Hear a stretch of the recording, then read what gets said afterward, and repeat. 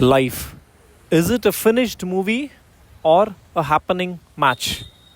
It's a big question. We all have different views about life. Some say, okay, everything has already happened, everything is predestined. If you're getting something, it is because of karma, you did something good in a previous life and now you're getting it back. And if you get something bad, it's something like previously you did something bad, so this life you're getting it. So you have different concepts. This concept of feeling that everything is predestined is something like karma. It's something like you're believing karma. Because you believe in incarnations, you believe in karma, you believe in good deeds, you believe in bad deeds, you believe that whatever you give out, you will receive it. This is a framework. So, no one knows whether karma exists or not. Maybe mind wants an answer for everything that is happening. Suppose if something good happens to you, for no reason, the mind can't process it. So it can't process why it happened. So it created the concept of karma and it is giving you answer. Hey, in last life you did something good to this person and this good came to you through other form. So what you have given, you're getting. If you face something bad, the same thing the mind says, hey, you did something bad sometime and now you're facing it. So let us come out of these concepts. And now what I discussed is the first scenario where everything has already happened. It's something like a finished movie. When you go to a movie, the movie will be played on the screen. It is being played on the screen because the movie has already happened. It's coming from the satellite or the reel or whatever. So the whole film is already there and you're watching. You watching the movie is not changing anything in the movie. Whatever is there in the movie, you're watching. If in the movie, after 50th minute, there some murder is happening and you're watching, because you're watching, nothing is going to change there. It still happens. So this is one concept. Here I am not going to say which is right or which is wrong. I'm here to discuss what all concepts are there here. So the first concept is everything is predestined. So it is like a finished movie. I asked one guru the same question. I have a doubt, is this life happening or happened? So, and I asked guru, one of the gurus, like, do we need to do something in this life, or if everything has happened, what should I do here? Because everything is naturally happening. And coming to the second scenario, is like a live match. You don't know what will happen in the next ball. Or, it can be a wicket or a sixer or a four or whatever. You don't know who wins. And another guru, I asked the same question. Is this life a finished movie or a happening match? That guru told me, no, it's a happening match. So one guru told me it is a finished movie. The second guru, when I asked this question, he told me, no, it's a happening match. Nothing is predestined. Only when you make a choice and when you're doing things, you will see the progress. And maybe both are true, maybe both are false. We don't know. So now let me analyze both the situations. In the first situation, when you feel that life is a finished movie and there is nothing for you to do in this life, just keep watching what events are unfolding and be a witness. In this process, there will be no space for many thoughts, because there's no question of what will happen, what should I do, why is this happening to me. So the mind has already got an answer. Okay, everything has already happened. It's a finished movie. So one point adding to this concept is the whole universe, the death of the universe has also happened. This is the information that I felt one day when I was in silence. the Big Bang has happened and the Big Crunch has also it has happened.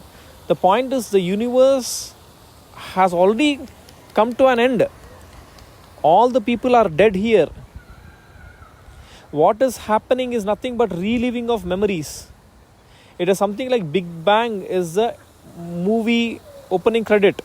Big Crunch, the end of the universe, is nothing but the end credit.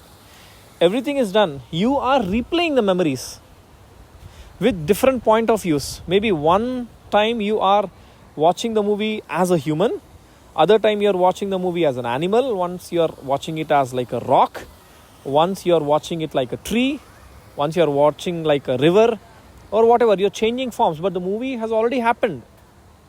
This is one concept where I felt in one state, everyone whom I am seeing, including myself, everyone, maybe they are dead. And we are unable to accept the fact that we are dead. The mind is again recreating the whole world. The stars, the planets, the sun, the moon, the people and everything. Because the mind don't want to feel that it is dead. It is something like, I can say, when a tail got cut off from the lizard, it keeps moving. Because it is moving, it is not called that the tail is alive. No. Once it is cut, for some time, the tail moves here and there. But actually it is dead. In the same way, human is actually dead. It is just that we are not knowing it. Once we came out from the mother's womb, we are already dead. This is one philosophy that I felt. So once we understand that we are already dead, what is happening is just like a replay of memories. It is such a beautiful movie. You can't do anything about anything and you just keep watching. This totally, it is the first concept. The second concept is nothing but everything is happening and it is an accident. Nothing is planned. So in this concept, imagine there is a flight crash. If you have concepts for it, okay, the flight crashed because all the people inside the plane are having karmas and everyone at one point they have cleared their karmas, or this has happened because of that, or machine failure. Why did the machine fail? Because it's a karma or whatever. But in the second scenario, it is an accident. So simple. And even Big Bang could also be an accident. Now I'm talking of the second concept, which says everything that is happening is just an accident and nothing is predestined. It is a live match. You don't know what is going to happen next. So in this case, you assume that you're having free will. So if I want to order a pizza, I'll be ordering. If I want to order a burger, I'll be ordering. So first one is destiny, second is free will. And in the second case, there's a chance of we thinking too much. Should I do this? Should I do that? I think I should do this. Or if I do this, this will happen. So many concepts and so much of thinking.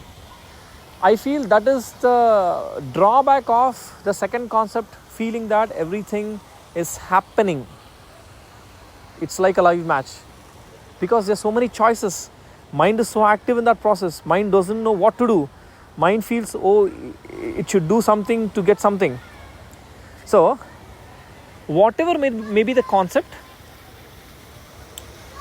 once we understand that we can look into life in two different perspectives. Again, Ramana Maharshi is a saint who told in one statement, there is no free will, there is no destiny, there is no path, there is no achievement, and this is the highest truth. And I felt, oh my God, what is the statement? Because He told there is no destiny and no free will. How can that state exist? Because either it should be a finished movie or it should be a happening match. But when Ramana Maharshi, saint, he's a yogi, he said there is neither free will, there is no destiny. What is he talking about? Then I felt that truth is something beyond that is free will and destiny, because maybe the mind is again acting in the process of understanding this life as free will or destiny. So the mind is trying to understand whether this life is free will or destiny. Wherever the mind is, again there is a conflict, there is a thought, there is duality, there is this and there is that, there is a choice. Where there is a choice, there is thinking. Again the mind acts. So the whole point is nothing but to kill the mind. So maybe because Ramana Maharshi wants us to get into that state of no thought state, he might have told there is no destiny, there is no free will, so that the mind is absolutely clueless. It doesn't know what to do, in what to believe. Should it believe that destiny is there, or should it believe that free will is there? So when mind is not having anything, mind gets killed. And when mind gets killed, then maybe the truth arises. So the point now, when I'm talking now, what I felt, I just want to share.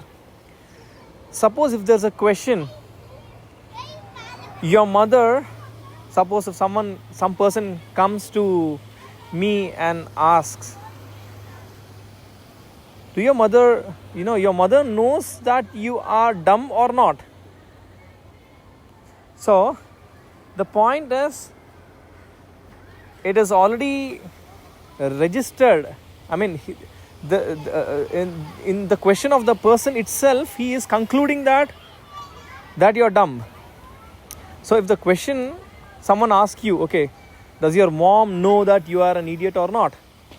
So if you say yes, in both the cases you are admitting that you are dumb.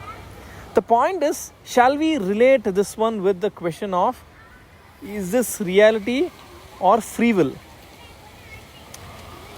So if we can relate the question, does your mother know that you are dumb or not, that question, if we can connect the question to, is this life a happening movie or a happening match or finished movie?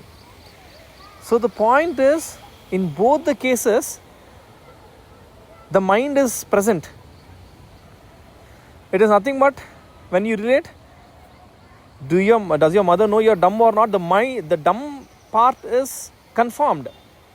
So here, when you relate, is this movie, is this life happened movie or happening match, the mind is already existing here, because only because of the mind is there, the question is coming out. Who is asking the question?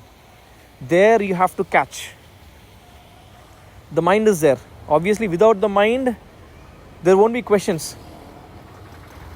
When you are getting a question, that is definitely from the mind, because the mind can't be still. So even the question, when it is asked, okay, so even when the question is asked, it is nothing but the mind coming into picture. Where there is mind, there is no self or whatever. You can't see the self, or what some yogis call. You can't experience the self or whatever. So the whole point itself is to kill the mind. Maybe that's the reason why yogis say, don't think too much. So even Ashtavakra Gita also tells, the one who is not so sure about the Brahman, the self, the void, the Shunya, or the force, he's the one who constantly keeps questioning, is this real, or is this a dream, or is this life happening match, or is this a finished movie? All those things. The real yogi don't even questions. He's in silence. He won't even have the question of whether this world is real or not, or, as I told you, predestined, or is it destiny or free will. All the people who are in the journey of spirituality has one most important question, that is nothing but, is this world free will or destiny? And you have different gurus saying different things. One guru says it is free will, one guru says it is destiny. And it is not the guru, but maybe you need to understand who is asking the question. If you can find out that, then both the questions will vanish. Just imagine, out of one tree, two branches came out. So, one branch is free will, one branch is destiny. Because the tree is existing, there are two branches. But imagine if the tree itself is uprooted. What is the point of even the branches? There won't be a choice. So once the mind is taken out, once the mind is totally destroyed, then even the question of free will or destiny won't exist. Then I felt maybe this is the state where Ramana Maharshi was referring to. There is no free will, there is no destiny, there is no path, there is no achievement. This is the final truth. I think these words should be marked. Such a wonderful statement. And I kind of felt as the interpretation of the mind is a tree having two branches. One branch is free will, the other branch is destiny. And the mind is unable to understand which branch is real. So when the tree is uprooted, the mind is uprooted, there is nothingness, there is silence, there is no questions. There is only silence. And in silence there is truth. So this world is something where you may think, but at some point silence occurs. It is something like you are finding for some key or a phone or some ring or whatever. You roam the whole world. You try to find that. You won't get it. And then you remain silent and you just be still. And maybe you find what you are looking for in your own pocket. Then that is a time where you feel, oh my God, I have searched for this. I just went to each corner of the world and I didn't find.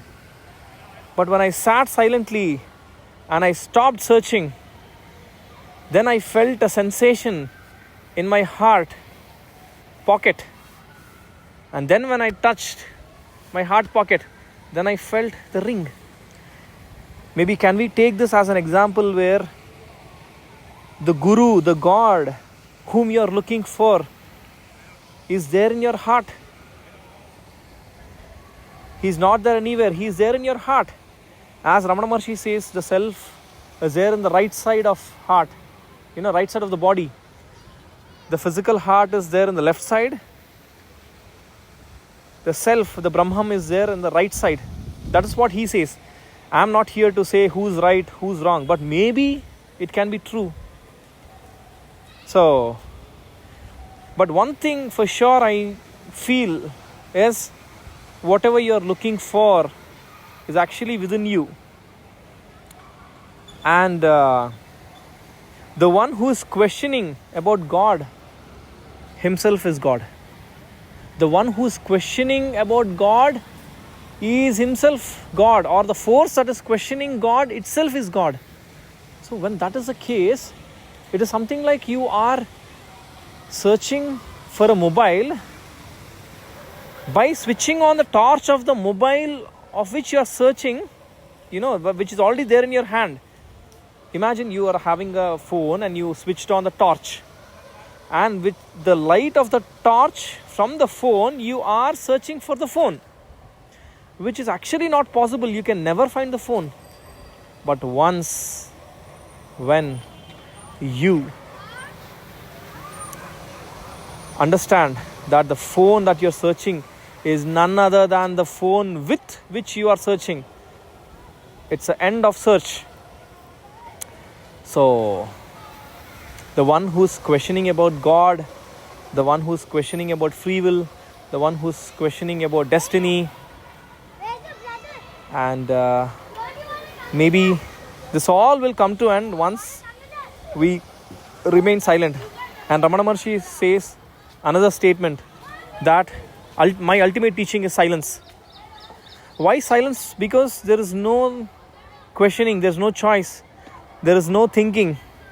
And in the state where there is no thinking, there is bliss, there is no conflict, there is no want, there is no worry, there is nothing, there is no expectation, there is no desire, there is no fear, and there are no questions of free will and destiny. Absolute silence. And maybe this is what is the state that the yogis refer to, Satchidananda. The mind, maybe mind is also a concept. Even Ramana Maharshi says about that. Mind is nothing but bundle of thoughts. If you don't have thoughts, there is no mind. Suppose you are just looking at a bird. The bird is just flying, or it is just sitting at some place, and your whole focus is on the bird. So your thinking stops. You won't analyze. You just look at the bird, that's it. When you look at the bird, you are in the moment. And when you are in the moment, seeing, there is no thought. And maybe that is truth. What if we can get that state constantly of not thinking and just witnessing the whole world? And even I personally like Jiddu Krishnamurti's philosophy, where he says observer is observed, and I don't mind what happens, or he said so many things. And ultimately, to end this session, what I want to say is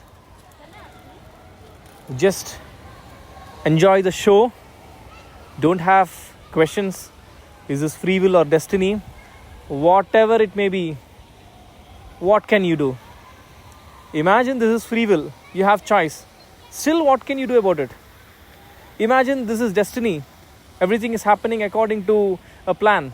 Still, what can you do about it? Imagine this world is a dream. Nothing is real. Still, what can you do about it? Imagine this world is real and it's not a dream. Every person here is real. But still, you can't do anything about it. So, whatever you feel, whether this is free will or destiny, or this is a dream, or this is a reality, or whatever, it is only leading to more thinking. It is not giving a solution. So, let us uproot the question itself. Don't get into the branches, this branch or that branch. Question from where did those branches arise? That is nothing but the mind. That is the culprit. Uproot that one. So when you uproot that, then there is no thought of whether this is free will or destiny. So I finally felt this is the answer. When you go to different gurus say different things. One guru says don't believe God. One guru says believe God. One says free will is there. One says destiny is there. So many gurus, so many concepts. But the final thing is that the answer is there within you. Maybe you have to ask the guru inside you. And when I ask the guru inside me, maybe this is what the answer that I got. If you feel like praying God, you pray. If you don't feel like praying God, you don't pray. If you feel like you want to believe free will, you believe. If you want to believe that this is destiny, believe that it's destiny. If you want to believe that this world is real, believe it is real. If you want to believe this world is a dream, believe that. So, whatever you want, you do. Once you get into this state, there is no thought. And another statement supporting this one is Yad Bhavam Tad Bhavati. Whatever you believe, Actually I exactly don't know the interpretation, but yad bhavam tad bhavati. So what you believe or what you feel, that is reality. Something like, if you feel that sun is real, yes, sun is real. If you feel sun is just thought and it was created from your mind, yes, it is created from your mind. Maybe the another part is truth is a pathless land, that is told by Jiddu Krishnamurti. I think it also tells the same thing. And no one is here to tell whether sun is real or not, sun or moon or planets or the universe is real or not, because people have different concepts. Few people say this is real, few people say it's a simulation. If someone says this is a simulation, that is also a concept. If someone says this is real, that is also a concept. When can we be free from concept? Only when you remain in silence. When you are in silence, you just smile. That's it. And don't even want to know whether this is free will or destiny, or this is a video game, a simulation, or God exists or not, or do I need to pray God or not. Nothing. No questions. The ultimate thing is something like, I feel all these animals, they are so happy. They don't have all these questions, these concepts. They don't even want to know what is free will and what is destiny. They don't even want to know whether this world is real or not. They don't even want to know what God is. No thought. The animals just be. I'm seeing a tree in front of me. The tree is just there. The tree, the job of the tree is to give fruits. All that it is doing is giving fruits. And some trees just give flowers. And some trees won't give anything. Some are like some are grass. And some are very small plants. And some are huge trees. And some are 100-story buildings. Some are just like 1-floor building. The 100-floor building is nothing to say that it is more productive or it is more important in nature. And the 1-floor building is nothing like, it is of no use in nature. In the same way, the eucalyptus tree, which is so huge, it is not that it is superior to grass. Grass and eucalyptus tree, both are having their own value. Both are a part of nature. If you look into the earth from space, there is no difference between eucalyptus tree or grass. Maybe in the same way, if you look these concepts from a very distant place, there is no difference between free will and destiny also. And there won't be any difference between whether you pray God or not also. Maybe we are looking into concepts so detailed, in very closely, we are seeing the difference. When you look at a grass particle and a eucalyptus tree in detail, you will judge, hey, the grass is small, eucalyptus tree is big.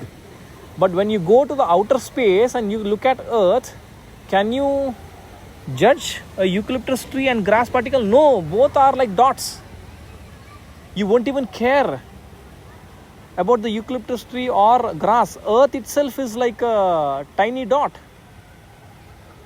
So the point is, everything is relativity. And again, coming to the concept of Einstein's relativity, and maybe all this, what I'm talking is again concept. But still, when we get into concepts, at some point, when we get a point where we stop thinking or we get vexed up with this thinking and we remain in silence, then the truth arises. Maybe for that this is happening. That is the reason why I'm talking, and someone who is listening to this. This is a process of killing the mind. The mind will die slowly. It will get a slow death. And maybe it is getting nearer. The mind is getting killed. Even when I'm talking, maybe it's a process of the mind getting killed. And coming to relativity, I want to say that on earth we feel like 60 years is huge. Once I got a dream that I was 270-year-old, and I was thinking, oh my God, how many years should I survive? It's enough. I don't want to live anymore. I'm done. I'm 270 years old. And then I woke up, and it was a dream. And it was just like 6 hours of sleep. I was questioning, what should I believe?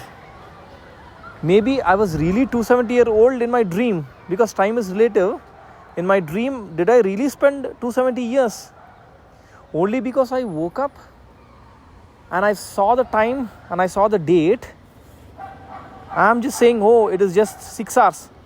But I am taking the reference of the watch and people and internet and different people or whatever, or sun. Only then I am saying that 6 hours has passed. But here there is a serious question. Did really 6 hours pass, or 270 years passed? Maybe is my mind or the world is fooling me. Hey Kalyan, it's only like 6 hours, not 270 years. Maybe there could be a possibility that really I lived for 270 years in my dream. Who knows? Only when I woke up, because I saw the time in my phone and the people around me and the place where I am staying and the sun, the moon and the current affairs of who is the prime minister and all the other things, I am assuming that only 6 hours has happened, not 270 years. But maybe I have spent 270 years in my dream, and suddenly again my mind created a reality. See, these all are, the thoughts where, again the mind is acting here, to see which is real or which is artificial. But again, I can say that, I feel this all is a play of the mind, and I enjoy this thing. Once you know it is a play, what is wrong in playing? So, coming to relativity, maybe this whole universe, I just don't know much in detail, but Einstein's relativity theories, it states that only the laws of the physics will be applicable only in this universe. Maybe this will be different in some other plane, and something like that. And one more thing is, when the train that you are traveling, suppose it is still and the other train is moving, you feel that your train is moving. If you imply this one in our real life, when you are moving in this world, suppose I am walking here, okay, so I feel that my legs are moving forward, the world is still, but I am moving. What if that this could be reverse, that I am still and the world is moving? It can happen. So this is the point where we need to question. We are in a train, we are always assuming that our train is moving, but maybe our train is still, the other train is moving. In the same way, we are in this world, but every person feels that the person is moving, but maybe the world is moving, not you. If you are still, the world is also still. You are always still. So the point is, maybe what if like you are always still and the world is moving, but we imagine the other way. The world is always still and we are moving. So again, this is a concept. Definitely it's like a food for the mind. But again, coming back to the silence, and all this is like just like a play. And maybe I feel that mind got created only for this play. And maybe it's something like, there's no purpose in we going to a store and buy a cricket bat and a ball. One guy throws a ball, other guy hits with a bat. Why are they doing it? There's no purpose. It's for fun. In the same way, maybe I feel from the silence, the mind has come out as this bat and ball. And the mind started playing. Hey, this is true, this is false, this is that, this is relativity, this is that, this is karma, this is God. You have to pray God, don't pray God. Don't believe in karma, believe in karma. Believe in this guru, believe in that guru. Or so many things, whatever. Because here the point is the bat and ball is nothing but the mind. Because mind is there, it is just playing. Maybe once if we stop identifying ourselves with the mind, we can see the play. See, now when I'm talking, there are two concepts. One is me identifying myself with the mind and really thinking about this existence and everything. The second thing is I identifying with the force inside me which is watching the mind, thinking all these. So maybe if I say that, I am the force and I am watching my mind that is thinking about free will and destiny. If that is the case, nothing is more exacting than that. It is like nothing but you are connecting to the source, and obviously the mind came out from the source, and the mind is thinking about n number of things, wanting to do n number of things, thinking about it wants fame, it wants money, it wants affection, it wants love, it wants people, it wants emotions. Maybe sometimes I feel even the mind has created people. Maybe this can also be concept, but I feel the people whom I am seeing, they are none other than the creation of me. Here me is nothing but my mind. So all the trees here, I created them. I may sound foolish to people if I say this. Hey, I created the sun, I created the moon, I created these plants, I created the oceans, I created the mountains, I created the people in this world because I don't want to stay alone. At the same time, even I created the body in which this thinking is happening. Everything is my creation. There is none other than me. Who is that me? Maybe that is the source that is speaking.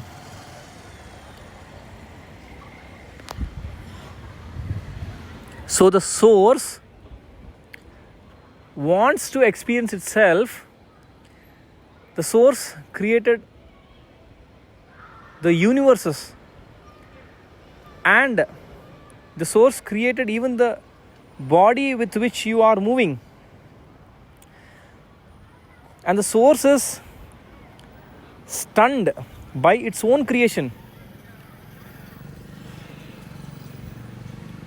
Sometimes when I sing, beautiful melody comes out of me, few very complicated gamakas, few good tunes. Sometimes I'll be surprised. Hey, am I the one who's singing this? How is it coming through me? How it is coming to me? I'm not thinking and singing. It is just flowing through me. What is happening? So even though when I am singing, I am not aware of what is coming out from me as a singer. So maybe is that the state of the source, that the source is creating sun, moon, trees and everything, and the source is also not knowing what it is creating, and it is surprised with what is coming out. The source is surprised looking at the sun, moon, and it is surprised where who created them, but actually it is the source. So maybe the source is also finding itself. The source is in the path of finding itself. And the source is projecting everything. Maybe we are the lens, or maybe we are the film. Imagine source is light, and the light falls on the reel. The movie appears on the screen. In the same way, when the light, that is the source, falls onto the mind called human. Imagine human is nothing but the mind, which is nothing but the film. And when the light, that is the source, is falling on the human mind, sun is created, moon is created, Galaxies are created, universes are created, humans are created, plants are created, oceans are created, mountains are created, buildings are created, cars, traffic. So here the real feels that, it gets surprised. Hey, how is this all happening? Maybe the source. So even when I'm talking, I exactly don't know what I'm talking. The thing is that I can sense that the source is surprised by its own power. The source don't even know that it has the capacity to create worlds and create universes. It is totally unaware. Not just you who is unaware of what is happening next, even the source is also unaware of what is happening. It is looking with curiosity what is flowing through me. Sometimes, I randomly take one melody and I sing with no thinking. I just sing. Even I don't know what I'll be singing next. I'll be singing, that's it. So people say, hey, you are the one who's singing. Don't you know what you're singing? And I say, no, it is flowing through me. I don't know. So though I am the creator of the melody that I'm singing, I am not aware of what I'm singing. It is flowing through me. In the same way, though the source is creating everything, the source itself doesn't know that it is creating all these things. If you ask the source, why did you create karma? Why did you create God? Why did you create the crimes in the world? Why are rapes happening? Why is religion created? Why this is created? The source says, I am absolutely clueless. I don't know why I am creating all this. It is just flowing through me. And you ask the source or the force, why did you create God? Is God there? Is God not there? What is the concept of God? If you ask so many things, the source will just say, I don't know. The source is not something like, it knows answers for everything. The source is as unclear about existence as you are, because you are nothing but the source. There is no person who is saying, okay, this is true, this is not. The source is as confused as you. You are confused. Like, what should I do next? Should I do this? Should I do that? Should I do this to get this? Or should I do that to get that? But imagine, you are imagining that there is some force called as God or some force called as source which knows everything, and it knows what is right, what is wrong. But have you ever questioned that the source also don't know what is right and what is wrong? The source also don't know why it created human beings, or the lungs, the respiratory system, the circulatory system, the blood vessels, and all these things. Even the source don't know. It just happened. Like how I sing different melody and some good tune come out. Sometimes it just happens. I just sing randomly something or the other, and a very good tune comes out. Very good tune. And it just happened instantly. And I can't even answer why I did that, how I did that. I don't have answer. If anyone asks me also, I say that I don't know. I just hummed something. I just came out. In the same way, how a tune is formed with a proper structure, maybe with a proper lyric, with a proper this thing. In the same way, the source, something has come out from the source, which is where the proper human being came, the proper tree structure came, the proper atoms with nucleus in the center and the electrons came out, the proper oceans came, proper solar system came, proper universes came, galaxies came. Everything came out something like a tune that came out from me. Like how I am unaware about the tune that is coming out of me, the source is also unaware of the universe is coming out of itself. And then here, I am nothing but the source. So I am just a kind of went out of the source. Imagine there is a big source and there are small sources like branches. Everything is source, but one branch of the source is me. Other branch of source is nothing but another human. Through him, he may compose a dance. Another source will be, through him, maybe technology comes out. There is another source. Through him, some other writing comes out. Or some good poems, or whatever it may be. So the source is one. The source which created the whole universes is the same source that is creating the tunes, and the source which is asking the questions regarding reality is also the same source that created. So here I feel that sometimes no one knows anything. It's a mystery. Even the source don't know how it came. What is it? Who is it? Who am I is a question of the source maybe. The source is creating universes and the source is not knowing what it is, who it is. It's a mystery. And when you are the one who keeps asking gurus, who am I, where did I come from, what is free will, what is destiny, the source will reply, hey man, even I don't know who I am. Whom are you asking? If I know who I am and I know how am I able to create the universes, I can answer you. But even I don't know how I am creating all these, how can I answer your questions? You came out of me. But even I don't know where I came from or what I'm capable of. So this is a question. Don't try to find the answers. Life is beautiful if you leave the questions but not trying to find the answers, just remain silent. And here I conclude Ramana Maharshi's ultimate teaching that he says, silence. When the source itself doesn't know from where it came or why is it creating all these universes, the source is as confused as you, because you are none other than the source. That's it. You are the source. If you are unclear about the mysteries of the universe, even the source is also unclear. No one has clarity here. Be okay not having clarity about the existence. Only when you try to find an answer, there's a problem. But if you don't want to find the answer, leave it as it is. Don't even try to find an answer. Remain silent. Enjoy the play.